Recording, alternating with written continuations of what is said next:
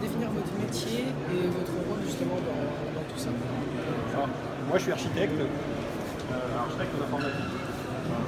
Je ne construis pas des bâtiments, je construis des systèmes informatiques pour les entreprises. Dans une entreprise, dans les banques par exemple, elles ont plusieurs milliers d'applications. La BNP Paribas, c'est une grosse banque, et dans BNP Paribas, ils ont 3000 applications. Ces applications-là, elles ont besoin de se parler les unes aux autres pour que tout fonctionne correctement.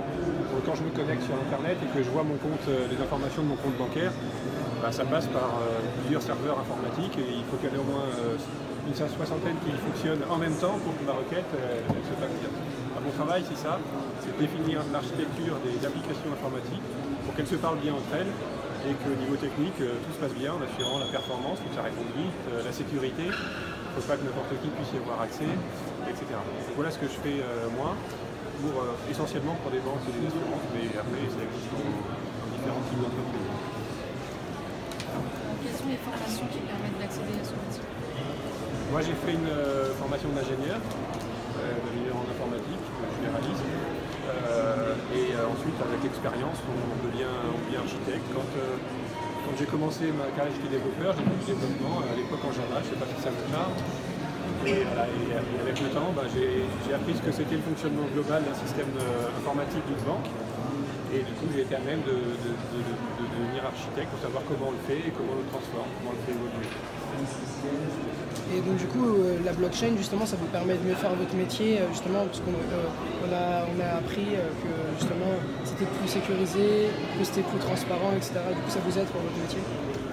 Alors la blockchain, c'est une nouvelle technologie, c'est une nouvelle corde à notre arc, effectivement, parce que ça apporte des choses, la blockchain. Avant la blockchain, il y a des choses qu'on avait du mal à faire ou qu'on faisait d'une certaine manière. On va prendre un exemple.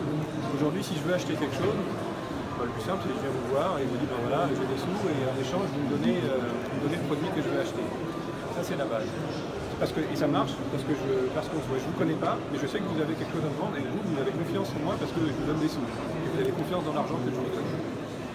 Si on ne se voit pas parce qu'on est à distance, que moi je suis ici et vous êtes aux États-Unis, comment on fait pour ça? J'ai pas confiance en vous parce que je ne vous connais pas, et vous n'avez pas confiance en moi parce que je ne vous connais pas. Vous ne savez pas si j'ai de l'argent ou pas, parce qu'on ne s'est jamais vu. Et comment on faisait jusqu'à maintenant pour faire ça? On passait par des banques. La banque, elle me connaît, elle sait que j'ai de l'argent, vous avez une banque aux États-Unis, elle sait que vous avez quelque chose à vendre, et les banques, elles se font confiance, et donc on passe par les banques pour se vendre quelque chose. Avec la blockchain, et avec Bitcoin en particulier, ça permet de s'échanger des choses sans les banques. On fait confiance à la blockchain, qui sait que moi j'ai de l'argent, et du coup, parce que vous lui faites confiance, on peut s'échanger directement des produits à distance, sans intermédiaire. C'est ça qu'apporte la blockchain. Donc là, on l'a fait avec un exemple autour de l'échange et de l'achat de produits, mais on peut l'appliquer à différentes choses, entre des entreprises qui se vendent et qui s'achètent de manière assez simplifiée. Je ne sais pas si c'est clair. Du coup, dans le secteur bancaire, surtout, ça permet de révolutionner un peu ce métier-là, non? Effectivement, ça révolutionne le secteur bancaire, parce que comme je vous l'ai expliqué, on peut ne plus avoir besoin des banques pour faire certaines choses. Donc pour les banques, ça remet en cause leur rôle quand même. Elles se demandent, si demain on n'a plus besoin de moi, qu'est-ce que je fais? Donc voilà, donc les banques elles réfléchissent à ça.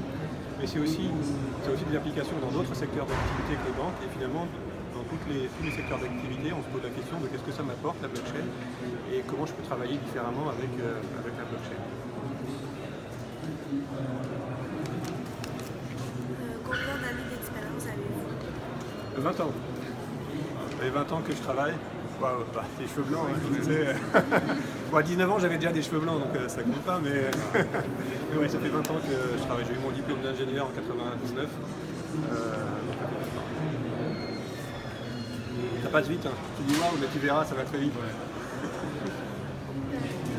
Utiliser la blockchain, le résultat était plutôt positif ou bien négatif? Aujourd'hui, elle est positive, sinon elle ne le ferait pas. Comment elles fonctionnent, les entreprises, quand elles veulent adopter une nouvelle technologie? Elles testent d'abord, elles font des prototypes. Donc à petite échelle, elles développent un petit produit assez simple pour regarder comment ça marche. Et si effectivement c'est positif et que ça fonctionne, elles le mettent en production, c'est ce qu'on appelle. Et ça veut dire qu'elles font une vraie application qui est accessible à leurs partenaires ou à leurs clients. Et elles ne font ça que si effectivement la première phase de test a validé que c'était utile et que ça leur apportait quelque chose. Est-ce que vous pensez que dans le futur, les banques elles vont beaucoup investir dans la blockchain au fur et à mesure, ou bien est-ce qu'elles sont encore genre réticentes? Bon, je ne suis pas devin, je ne sais pas ce qui va se passer dans le futur, mais je sais qu'aujourd'hui elles investissent beaucoup. Déjà maintenant, les banques, c'est les premières à regarder la blockchain et ce que ça peut apporter. Donc aujourd'hui déjà elles regardent et ça va continuer pendant encore un petit moment, je pense. C'est quoi le principe de création du Bitcoin? Quelque chose. Le principe de création du Bitcoin. Alors, d'où ça vient le Bitcoin? Voilà. Alors d'où ça vient? L'histoire du Bitcoin, c'est une personne, un groupe de personnes qu'on ne connaît pas.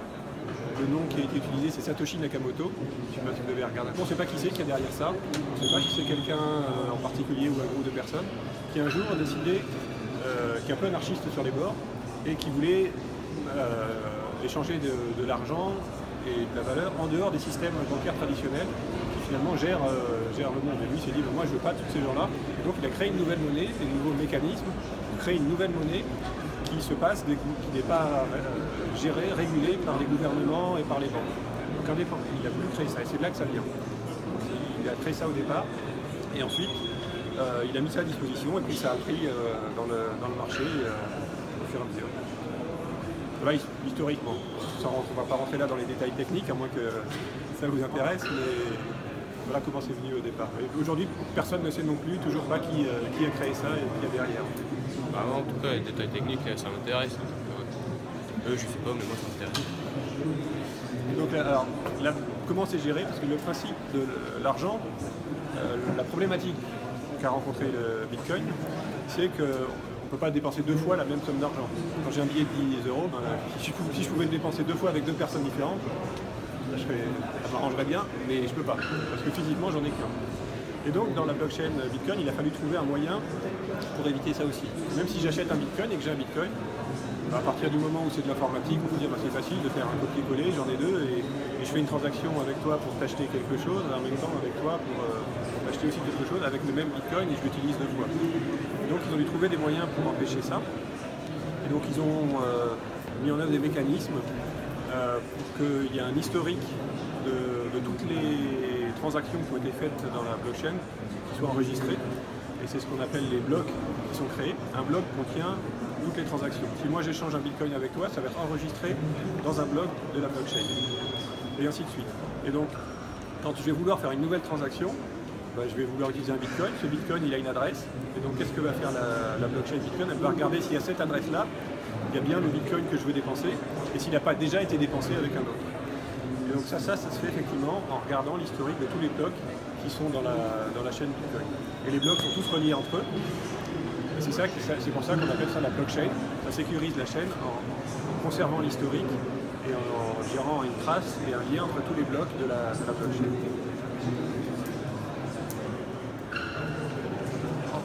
Donc du coup, un bloc de blockchain, ça correspond à un participant. Parce que quand on est passé devant certains écrans, il y avait la planète, et il y avait plusieurs points avec par exemple KFC, Starbucks, Uber, et ils s'étaient reliés entre eux. Je crois que quand une interaction se faisait, il y avait un fil bleu qui passait. Du coup, un bloc correspond à une personne ou enfin une association? Alors, pas tout à fait. Il y a différents types de blockchains. Il y a les blockchains publiques comme le Bitcoin, où chaque participant a un serveur de la blockchain. Et sur son serveur, il a tout l'historique de tout ce qui s'est passé sur la blockchain. Donc aujourd'hui, sur votre PC chez vous, vous pouvez installer le serveur Bitcoin et il va télécharger tout l'historique. Ça va vous prendre je ne sais pas combien de gigas actuellement, je ne sais pas à combien ça en est, mais vous aurez accès à toutes les transactions de la blockchain. Parce que Bitcoin, c'est une blockchain publique. Ensuite, il y a des blockchains qu'on appelle blockchain privées, où toutes les informations ne sont pas publiques, et c'est celle-là qu'utilisent les entreprises, parce que les entreprises ne veulent pas exposer toutes leurs informations publiquement à tout le monde. Et dans les blockchains privées, les transactions ne sont pas toutes stockées dans des blocs et accessibles à tout le monde, mais elles sont stockées uniquement sur les serveurs des entreprises qui font la transaction. Donc si on faisait une transaction tous les deux, en Bitcoin, notre transaction elle serait répliquée sur les serveurs de tout le monde, et dans une autre blockchain privée, l'information elle serait répliquée juste sur nos serveurs à nous. C'est pour ça qu'on voyait le fil bleu juste entre deux parties. Tout le monde ne la verrait pas. Voilà, c'est les différences entre les blockchains privées et les blockchains publiques. Il y en a un, les informations elles sont confidentielles, et dans l'autre, les informations elles sont visibles par tout le monde. Alors, vous avez expliqué comment on protège vendeur. Parce que si je suis vendeur, je veux pas recevoir un double monnaie, comme vous l'avez expliqué. Comment on protège l'acheteur dans ces situations?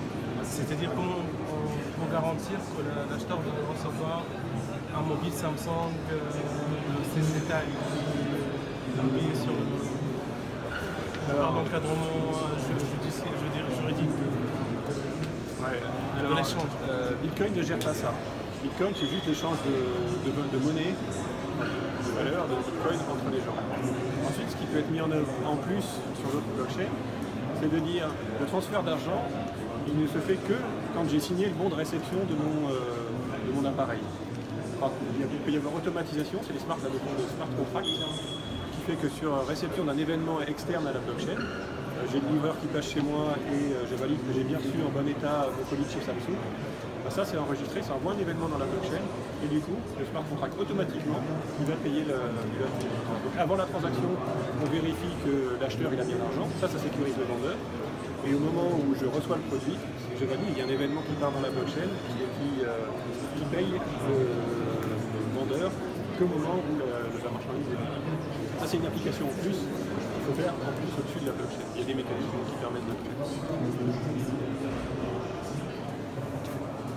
Et du coup, finalement, votre travail, vous, c'est de gérer tout ça, comment organiser toutes ces liaisons entre les différents acteurs.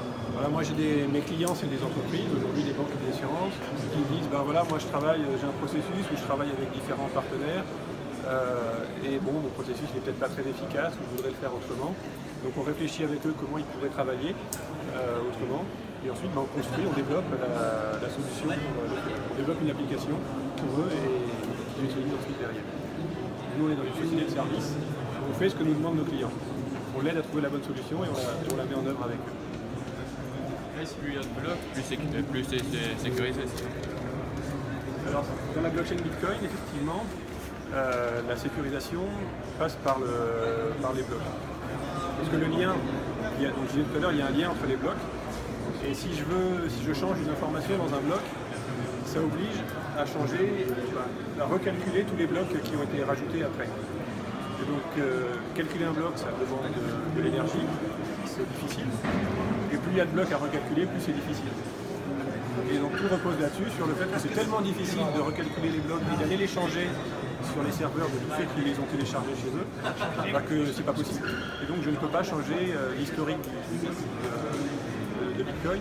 Si j'ai échangé un Bitcoin avec vous, je ne peux pas revenir après et dire finalement non, j'ai rien échangé, je le récupère en allant modifier la blockchain.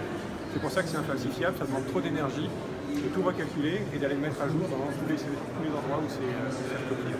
Donc ça marche. Merci beaucoup. Votre service.